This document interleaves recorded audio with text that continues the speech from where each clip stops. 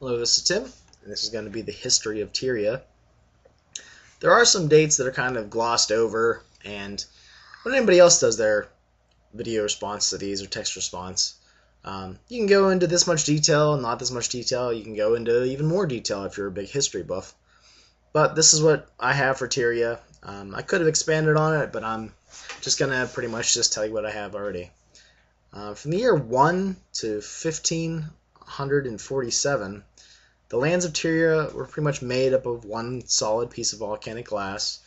Once this was done, the god kind of sat and thought, wondering what he was to do, what he was going to make, who he's going to create to inhabit this flat, dark land. And it took him a long time. He didn't really get about it too quickly. He was probably lamenting the fact that he killed his father, although beforehand he really didn't think his actions through all the way through. In the year 1548, unable to come up with his own race, the god summoned 100 demons into Tyria. By doing this, so forcefully, he tore great rifts of hellfire into the volcanic glass that burn to this day. He stripped the demons of their demonic powers, gave them a soul, and changed them to his liking, so that in the end, they were not what they originally were.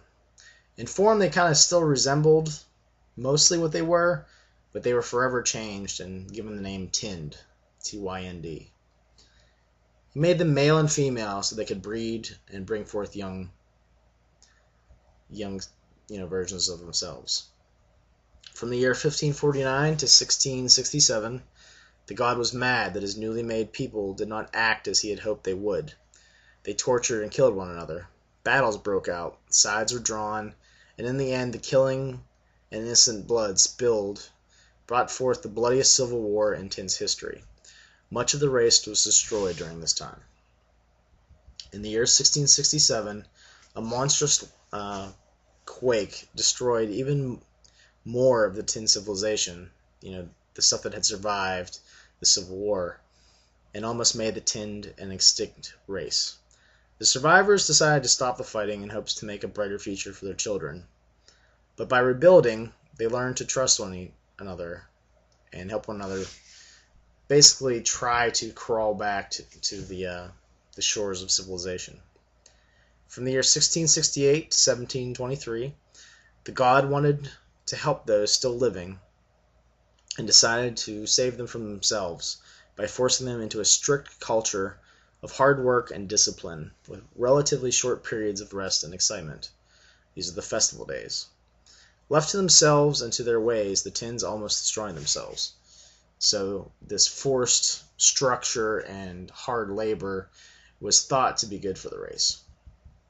In 1724, the god instills the first leader and appoints the first group of Raid, R-A-D-E, and informs them how to govern in Tyria and how it should be run.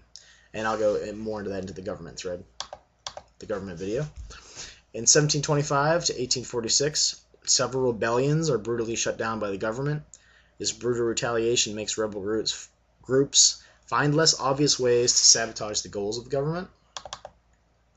In 1847 to 1848 and 49, Tyria is overwhelmed with extremely high infant mortality rates, as many of them are born stillborn and horribly mangled. The cause was never found, but many attribute it to something supernatural.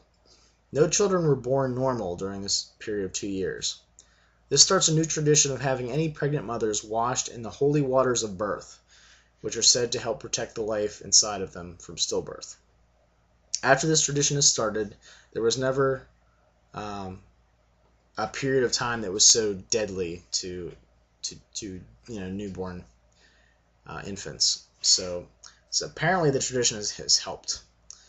And where those the holy waters are, I never actually figured out a spot for them. So this could pretty much be any of the letters that are opened up.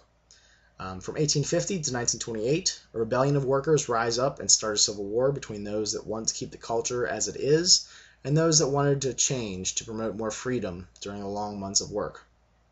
The rebels are crushed because of their dwindling numbers, and their high losses soaked the battlefields in blood. From 1927 to 2246, a long peace happens in which work was completed on the cities of the realm. It was during this time that many of the cities of Tyria are founded and constructed. 2247 to 2648, the demon wars were started when a group of powerful demons wanted the power of Narek. That's the god's name. The demons swayed many of the half-Tynds and Tynds from the rebel groups that wanted more power to basically join their side. Millions died, and finally the demons that caused the problems were destroyed. Narek the god is said now to keep a close eye on any outsider that enters his realm.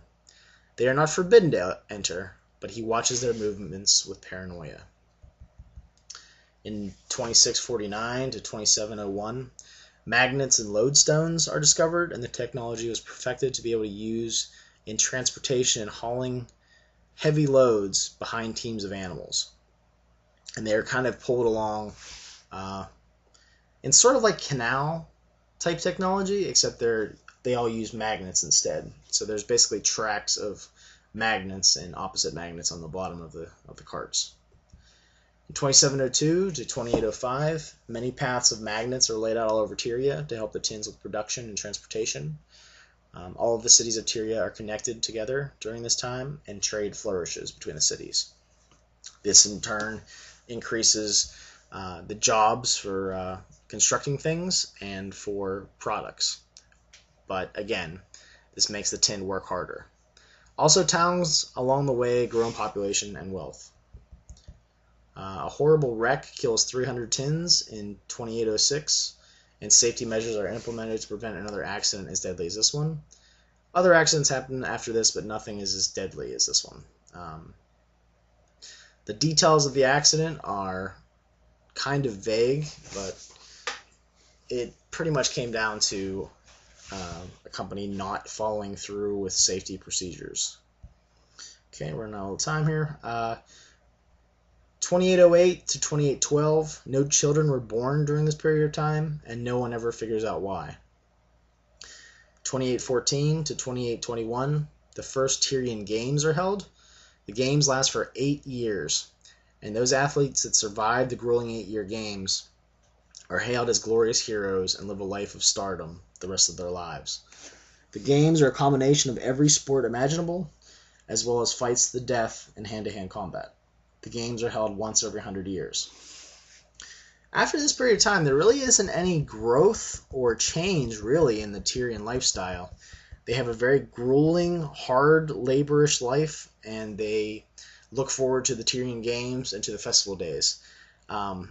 Every sort of rebellion has been crushed brutally, their bodies destroyed and hung up for display to try to sort of discourage anyone else from opposing the government. And there's kind of been a period of stagnation. The government really hasn't come up with any sort of new enhancements for life. They kind of like the way things are, and anyone that does try to change things is brutally slain and destroyed. That's the history, and I'll see you in another video.